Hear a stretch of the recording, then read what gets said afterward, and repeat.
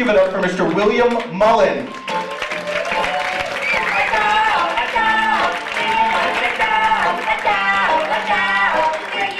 it going for Adam. All right. And Adam's father. Adam's father? Adam's father.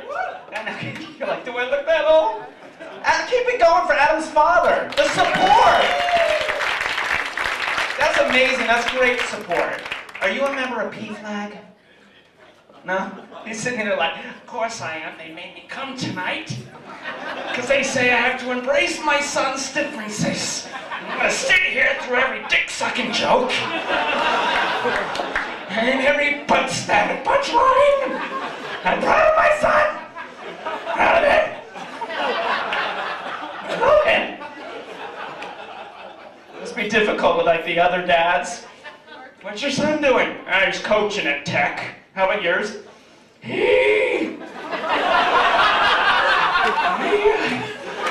did this scary show, Big Carnation. I love him. Love Adam. It's good. No, the support is good. No, keep it going. You'll see him at the parade marching for Adam. It's great. It's good. Oh, I was like on the phone all day today. You know, I have to get rid of my landline. How many people have cell only? So I had to be like you people. I was on the phone. I wasn't even talking to anyone. Apparently today my phone number was the same as 1-800-FAX-HERE. So the whole day it was like, hello. It's like, hello. Like rings the third time. I'm such an idiot. I pick it up. I start like yelling at it, like, this is not a fax machine, you have the wrong number. Like this thing's gonna answer.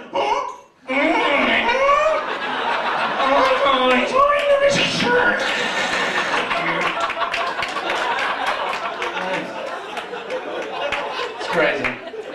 I'm staring in front of a computer all day today. All day. Probably many of you do. I think my official job title is monitor. I get the worst case of like computer hypnosis, screen hypnosis when I leave work. I just dropped the beer over there and I was like, undo. I walked in here, I saw a hottie, I'm like, cut and paste. Like, Googling for my lost car keys. I'm like, find William's keys. I feel lucky. But I managed to get out and I was walking through an up-and-coming neighborhood today, which nowadays means anywhere in the tri-state region. It's a little ridiculous. Like, oh yeah, where's that? Oh, that's up and coming. Oh yeah, that neighborhood up and Fresh Kills Landfill, totally up and coming now. Totally up. But that view from the garbage pile, awesome. Hey, they don't have a Starbucks yet, but they got the cups. Buy now. Buy now. And it was like a little ridiculous. It started out with like, you know, like the realtors have these cute names. It started out with like Soho, right? Like Soho, and then they're like, we're gonna make NoHo. And then Loho, and Bozo, and Woho. These places are so expensive. It's gotten so ridiculous. Last month I had to move to Harlem, otherwise known as Crack-Ho. No, and it's slowly gentrifying, but it's always funny. Whenever I see the other white guy, we both have the same expression on our face. It's like, I just got an awesome deal on an apartment. But I'm so scared shitless. What the fuck am I doing here? The hardest part, though, about living in Harlem is keeping that fact from my mom. And she's like this conservative New England woman. She's like, Dolores Claiborne. You know, remember that Stephen King movie? It's like, she's like that, Kathy Bates. And she's stuck in the 70s. So when she thinks of New York City, she thinks of like burglaries, bankruptcies, things like that, blackouts. And in fact, what she thinks is fashionable now, be author wore during Maude. I'm like, Mom, Nick at Night are not new shows. Rose. Blanche. God, how deep did that woman's voice go? Blanche. She's like a baritone at the Met. No, but she's addicted to TV. She loves TV, but she's a pragmatic woman. She watches it 24/7. So growing up was really hard because she'd always ruin the little fantasy that a boy would have when he was watching the TV. Like game shows. Loved the game shows. Remember Price is Right? You like Price is Right? Remember? Like, it was so awesome, like showcase showdowns. I mean, to a kid, that is like, oh my God! And the first showcase rolled out, you always knew it kind of sucked. Right, the first showcase, it was like a bath mat, towel holder, and turtle wax. And then the second showcase, it was like a new car, new home, a Mediterranean cruise, and I'm like, yeah, awesome, awesome. My mom's like, I'll take number 1. I'm like, why are you taking number 1? Because after the taxes you'd have to pay, you'd have to sell the cruise, the car, and the home. I'll take the turtle wax.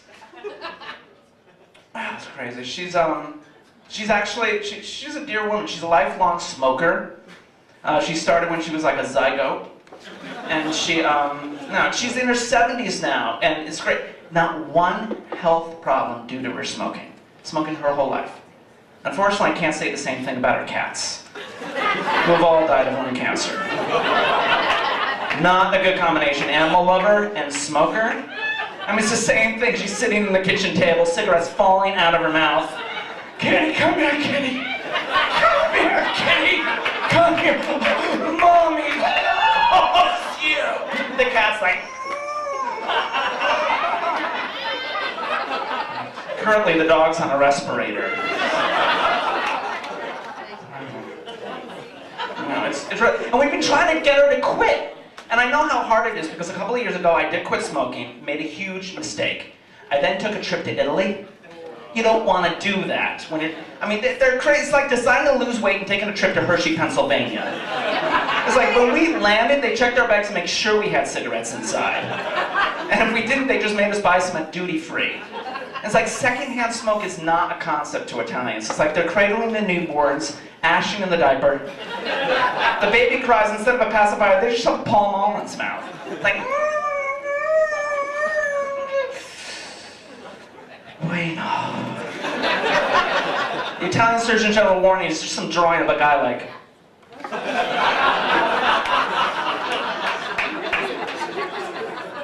She hasn't stopped smoking, but she has tried to embrace technology. You gotta love her for that.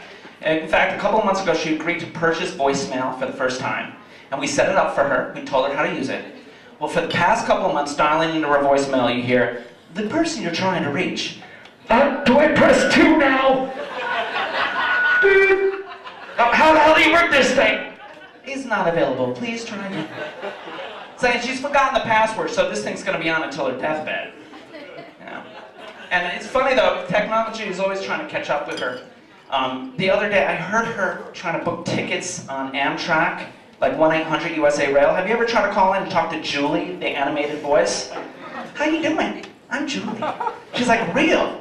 She's like stutters, burps, and pauses. It's like crazy. So I hear my mom on there, and so it's just like, I hear Julie's just like, okay, are you ready? Excuse me, I had some chili for lunch. Are you ready to make your reservation? And my mom's just like, okay, where would you like to go today? And my mom has like a dozen cigarettes hanging out of her mouth. She's like, Boston!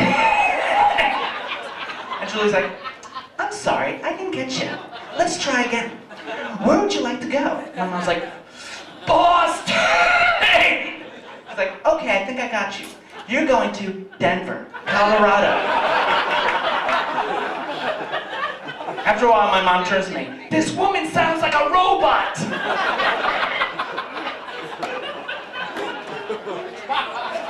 I've kind of, it's really difficult talking on the phone. She's confused with the call waiting and stuff like that. So I've decided recently to actually outsource my weekly phone calls to my mom. It's great. Every week, I don't have to worry about trying to remember to call her. Every week she gets a phone call. It's like, hello? Hello, Mom.